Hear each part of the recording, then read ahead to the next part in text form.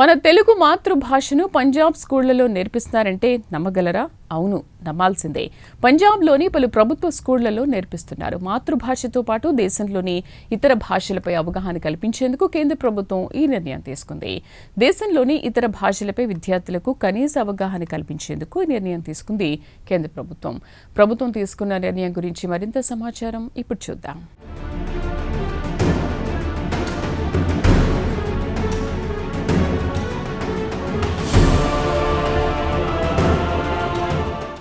మన మాతృభాష తెలుగు మన రాష్ట్రంలోనే కాకుండా ఇతర రాష్ట్రాలకు కూడా విస్తరిస్తోంది.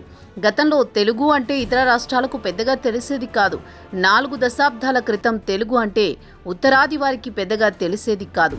అటు తర్వాత స్వర్గీయ ఎన్టీఆర్ రాజకీయ పార్టీ పెట్టి కేవలం 9 నెలల్లోనే అధికారంలోకి రావడం పెను సంచలనంగా మారింది. ఆ తర్వాత ఢిల్లీలో ఎన్టీఆర్ చక్రం తిప్పడంతో తెలుగువారికి జాతీయ స్థాయిలో గుర్తింపు వచ్చింది. ఇటీవల కాలంలో మన సినిమాలు డబ్బింగ్ హిందీలో అయ్యి ఉత్తరాదిన బాగా ఆడడంతో తెలుగువారిలో టాలెంట్ ఉందన్న నమ్మకం అక్కడి వారికి కూడా కలిగింది. అదీ కాకుండా అమెరికాలో అత్యధికంగా ఐటీ రంగంలో పనిచేసేవారు తెలుగువారే. ఐటీ రంగంతో పాటు డాక్టర్లు కూడా పెద్ద సంఖ్యలో ఉన్నారు. అదీ కాకుండా వారంతా ఉన్నత స్థానంలో ఉండడం తెలుగువారి కీర్తి ప్రతిష్టలు మరింత పెరిగాయి.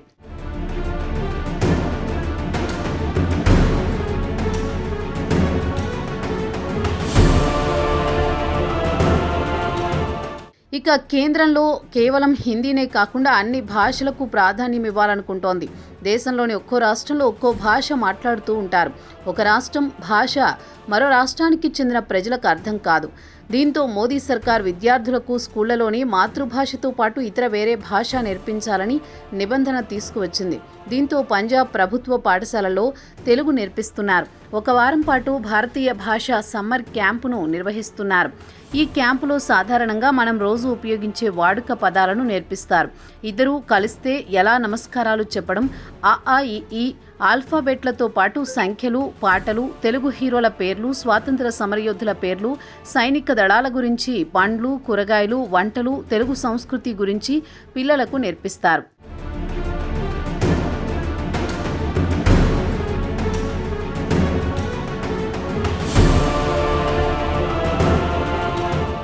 విద్యార్థులకు ఇతర భాషల్లో నైపుణ్యం కోసం సమ్మర్ క్యాంపుల్లో శిక్షణ ఇస్తున్నారు. అదే సమయంలో విద్యార్థులకు వారికి ఇష్టమైన ఇతర భాషను నేర్పించడానికి అనుమతి ఇస్తున్నారు. మాతృభాషతో పాటు ఇతర ఏదైనా భాషపై కనీస పరిజ్ఞానం ఉండాలనేది ప్రభుత్వ ఉద్దేశం.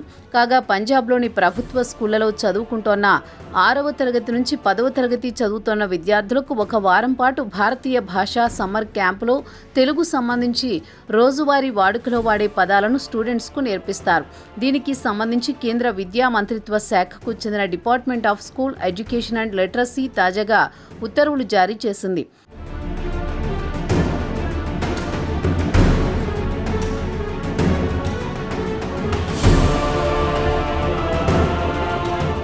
దీంతో state council of educational research and training NCERT రాష్ట్ర స్థాయిలోని జిల్లా ఎడ్యుకేషనల్ ఆఫీసర్లకు ఆదేశాలు జారీ చేసింది.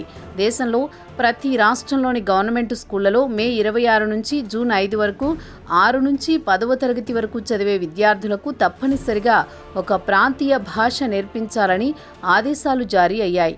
ఇక పంజాబ్ విషయానికొస్తే తెలుగు భాష నేర్పించాలని ఉత్తర్వులు జారీ చేశారు. ఇక ప్రభుత్వ ఉద్దేశం విషయానికొస్తే విద్యార్థులకు భారతీయ భాషలపై కనీస అవగాహన కల్పించాలని చూస్తోంది. విద్యార్థులకు వివిధ భాషలను వారికి అర్థమయ్యేట్లు, అలా అని ఒత్తిడితో కాకుండా వారికి భాషపై ఆసక్తి కల్పించి నేర్పించాలని కేంద్ర ప్రభుత్వం ఈ నెల 23న విడుదల చేసిన ఉత్తర్వుల్లో వివరించింది.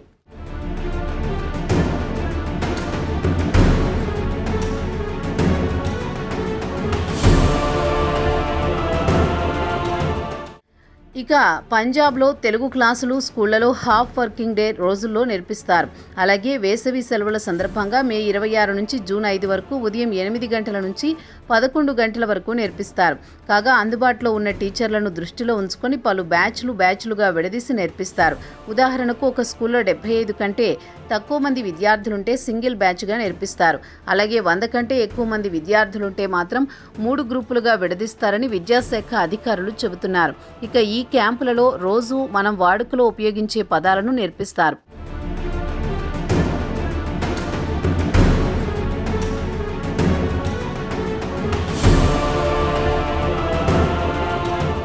ఇక ఈ క్యాంపులలో ఇంగ్లీష్, హిందీ, పంజాబీ భాషలు చెప్పే టీచర్లకు ప్రాంతీయ భాష నేర్పించే బాధ్యత అప్పగించారు.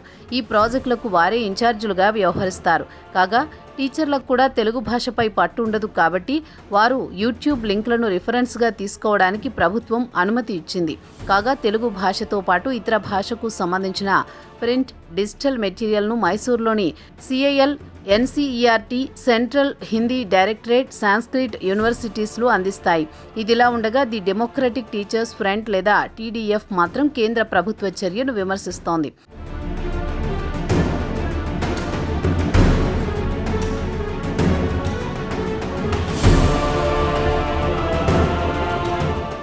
ఇక టీడీఎఫ్ చెప్పేదేమంటే 12వ తరగతికి చెందిన 3,800 మంది విద్యార్థులు, 10వ తరగతికి చెందిన 1,571 మంది విద్యార్థులు వారి ఫస్ట్ లాంగ్వేజ్ అయిన పంజాబీలోనే ఫెయిల్ అయ్యారు.